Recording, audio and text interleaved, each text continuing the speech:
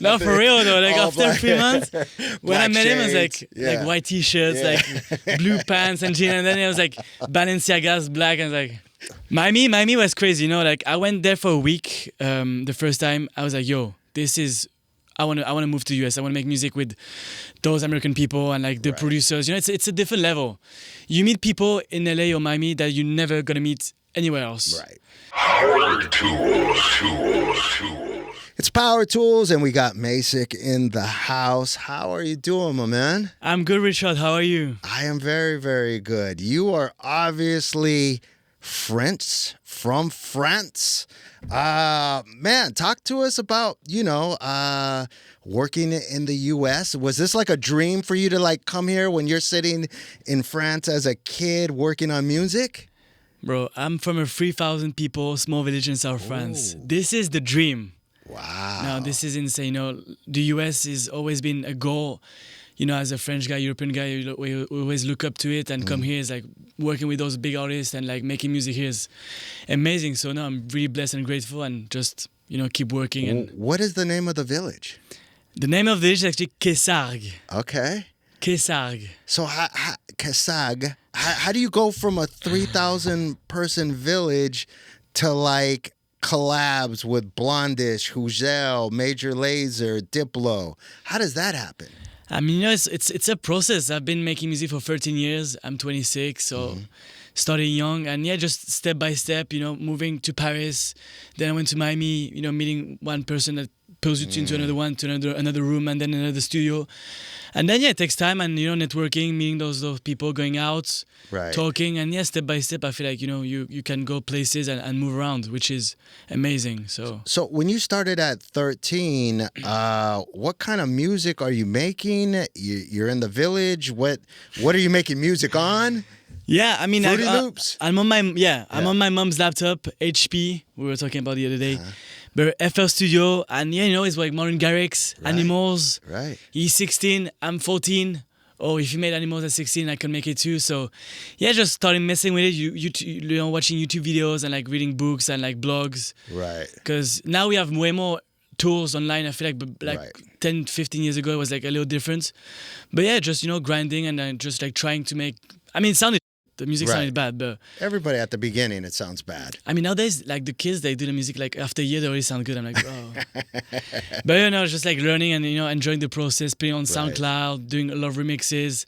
But I was doing like big room, like Martin Garrix, Dimitri Vegas, and like Mike, and like the big. Is that what inspired you to get into dance music? Was that your entry point? Was Martin Garrix?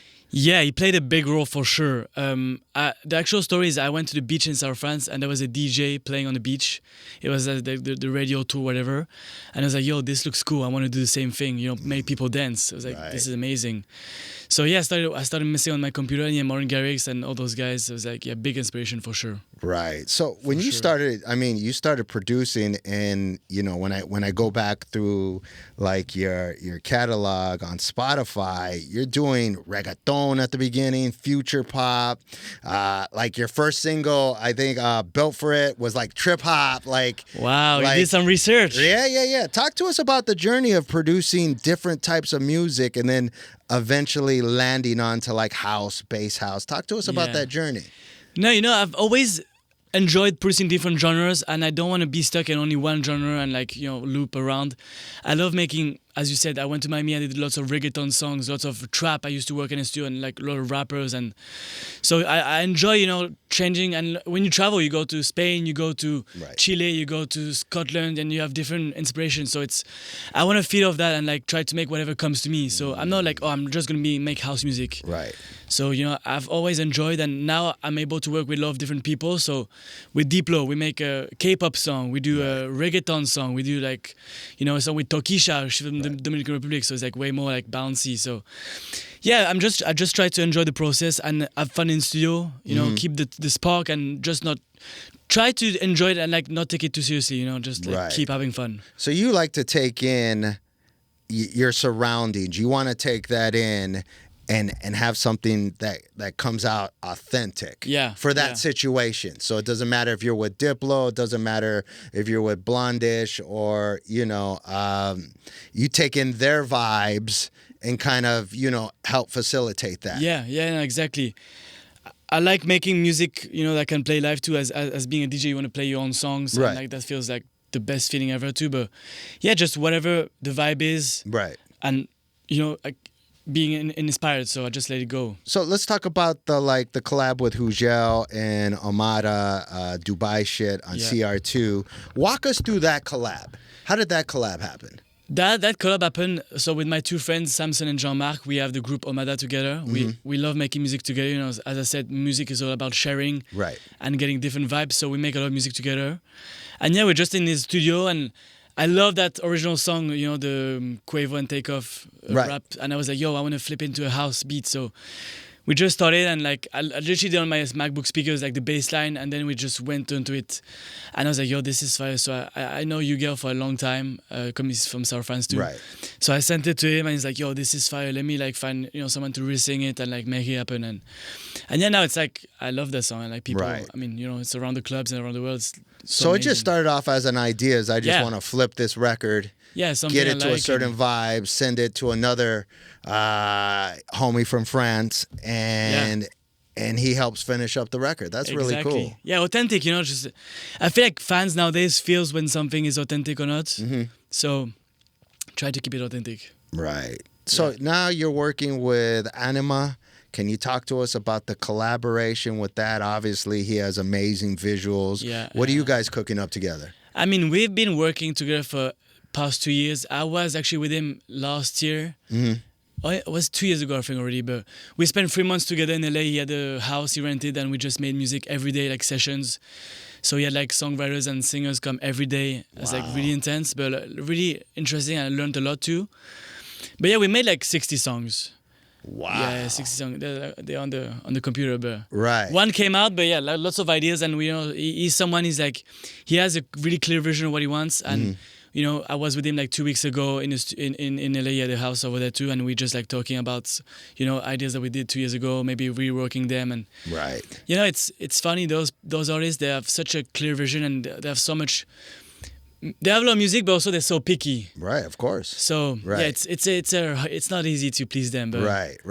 Because he's gonna put out like 4 singles a year. So you work on 60 songs. He has to find those, those perfect ones. But like, you're a producer's producer. You like to soak it in. You like to be in the studio. It seems like that's your funnest time. Yeah, I love being in studio. And yeah, I love helping other people make music, and making my own music too I love it too. But yeah, it's just fun to as I said, explore different. Anima, I didn't know anything about techno music when I met him.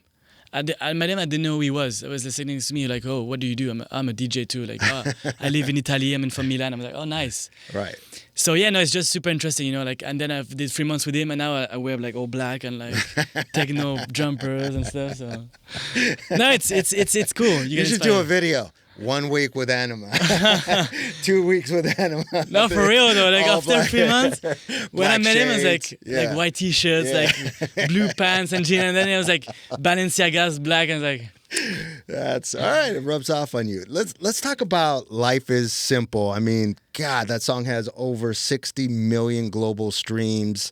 Collab with Marshall Jefferson, Saloma Das.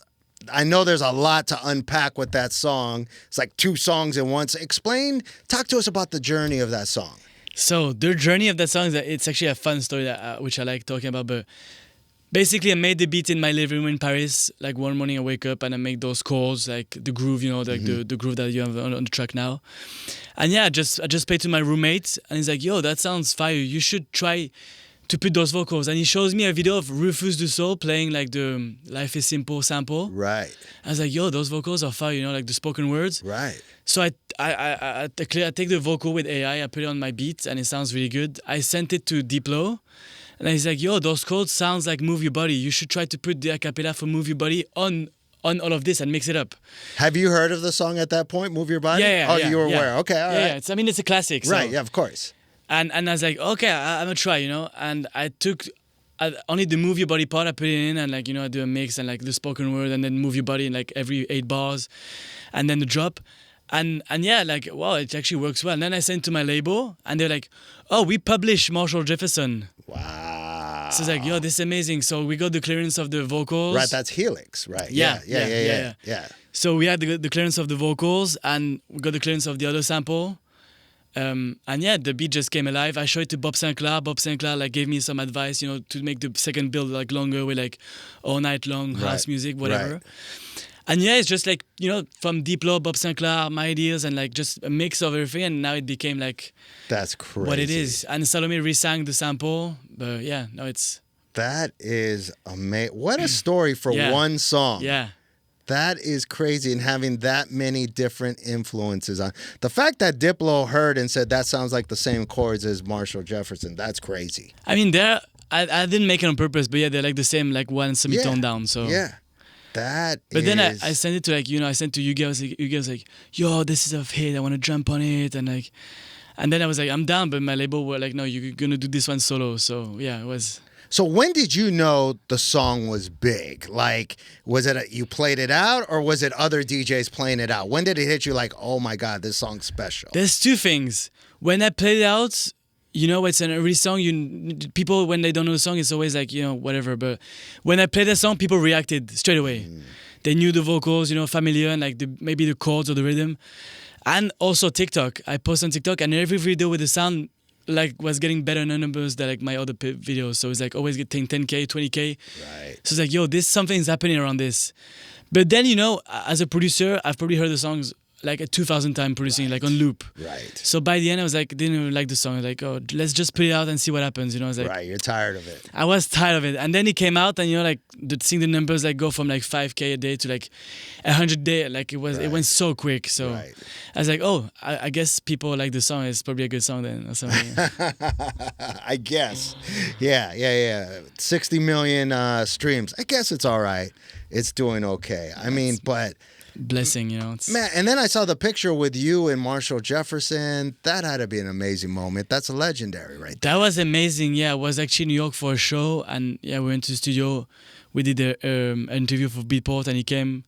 And you know, the guy's a legend. You know, he's been around for like more than 25, 30 years, and so funny. Like love jokes and like love crazy stories, and no, really good guy. Like, and to have him sign off, like personally on yours. Yeah.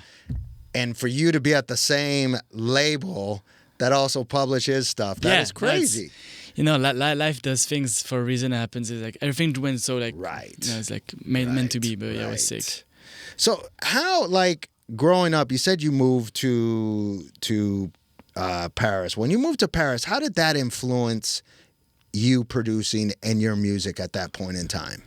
I mean, you come from a small village to a bigger town, and then you meet different people, you go out, so you get, you know, it's Paris is a worldwide city, so you get more influence, you know, you have people coming for fashion week, people for like events, and you meet different people, you go to dinner, you go to a club, and yeah, I think it's talking all of different cultures from around the world that comes in Paris, and being locked in. I used to have a studio in the 10th floor, and I was there all day from midday to like 4 a.m. every day.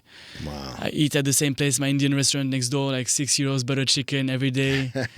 So yeah, no, it's just like, you know, getting locked in and taking all of that energy, because Paris is amazing, you know, like a lot of culture, and no, it's soaking all of it into it. But I didn't stay long, I stayed like a year. Right. Then I was like, I need sun. And I left Miami. Okay, so then let's talk about Miami. How did that influence you? Miami was crazy, you know, like I went there for a week. The first time I was like, yo, I want to move to the US. I want to make music with those American people and like the producers. You know, it's a different level. You meet people in LA or Miami that you're never going to meet anywhere else. Right.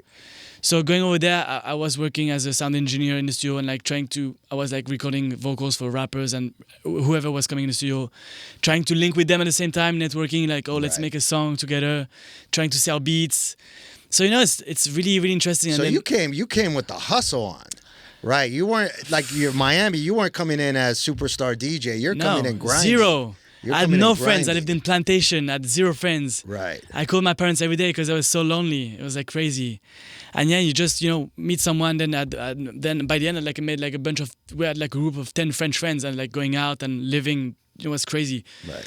But yeah, it's going from Paris to Miami is like starting again. Right. And LA is same. Right. Now I'm like, you have maybe more of a name and like, numbers, which makes it a little easier to get into rooms and stuff. But yeah, it's a different level, Right. So, and now you're in LA, you got like a collab coming out with like Disco Lines. I heard that online. That is fire. When is that dropping? I mean, hopefully first week of December. Okay, this year. Yeah, okay, nice. For Basel, Miami. So yeah, we're talking. My management's talking with his management, and yeah, we have the sample cleared. Yeah, we play. Well, it's funny because we met. He reached out to me on Instagram maybe 2 years ago, and he loved Afro House, which he doesn't do at all. But he's like loved the sound, and he sent me some like remixes of him of like Afro House, and we started talking online, and I sent him some ideas, and yeah, our song.